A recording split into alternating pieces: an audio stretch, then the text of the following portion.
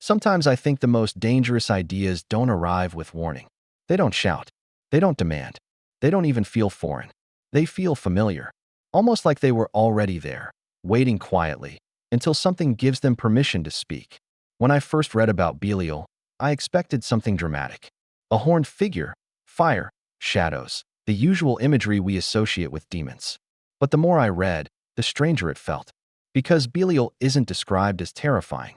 He's described as persuasive, calm, convincing, almost reasonable.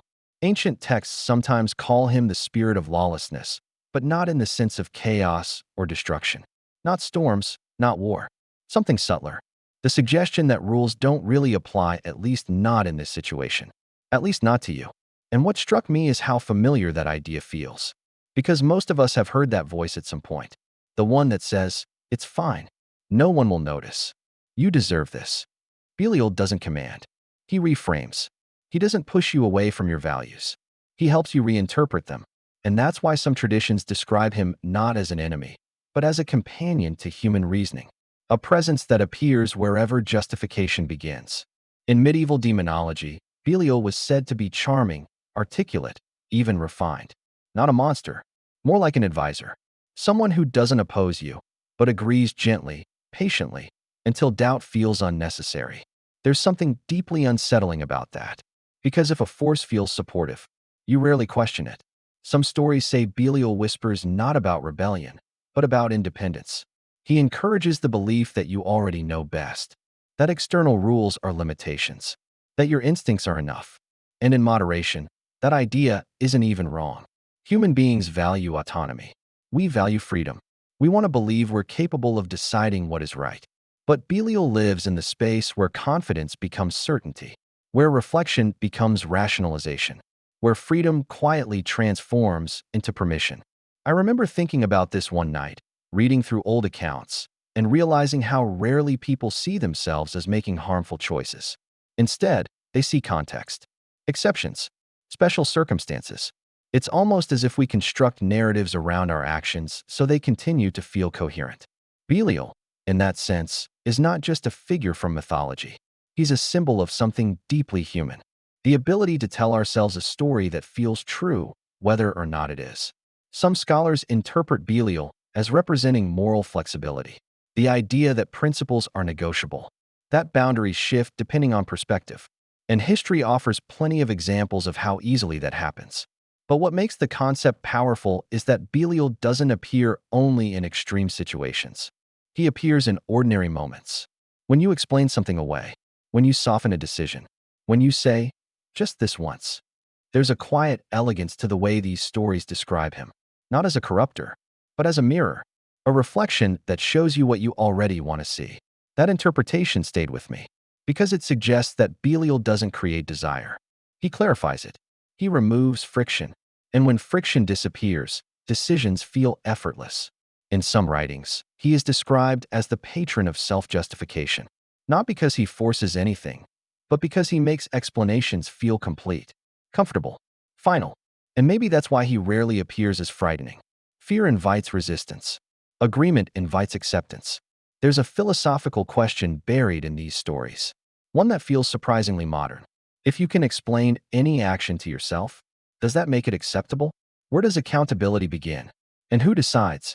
Belial embodies that ambiguity, not as an external tempter, but as the possibility that certainty itself can be misleading. That confidence isn't always clarity. Sometimes I think about how easy it is to assume we're acting rationally. We gather reasons. We evaluate options. We conclude. But how often do we examine the motivations beneath those conclusions? Belial lives precisely there, in the unseen layer beneath reasoning, in the space between intention and explanation. The unsettling part isn't that he exists in stories. It's that the pattern he represents feels recognizable. Because humans don't need to be coerced to make questionable decisions. We only need to believe they make sense. There's a passage in one commentary that describes Belial as the voice that never raises itself. That line stayed with me. Because persuasion rarely arrives loudly. It arrives gently, patiently. It waits until resistance lowers, until questioning feels unnecessary. And then it sounds like your own thought. Some interpretations even go further. suggesting that Belial symbolizes a deeper tension within human nature. The balance between freedom and responsibility, between self-trust and self-awareness. Without autonomy, we feel constrained. Without reflection, we drift. Belial represents the risk of leaning too far towards certainty without scrutiny. Not evil in a dramatic sense, but subtle influence.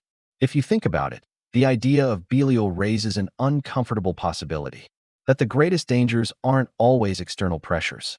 They're internal narratives. The stories we tell ourselves about who we are, why we act, what we deserve. And once a narrative feels coherent, it's hard to question. Because questioning it feels like questioning yourself.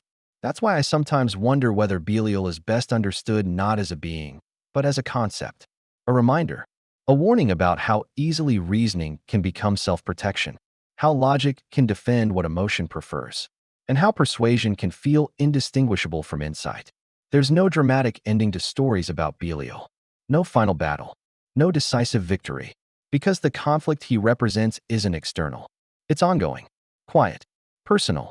And maybe that's why he persists in mythology.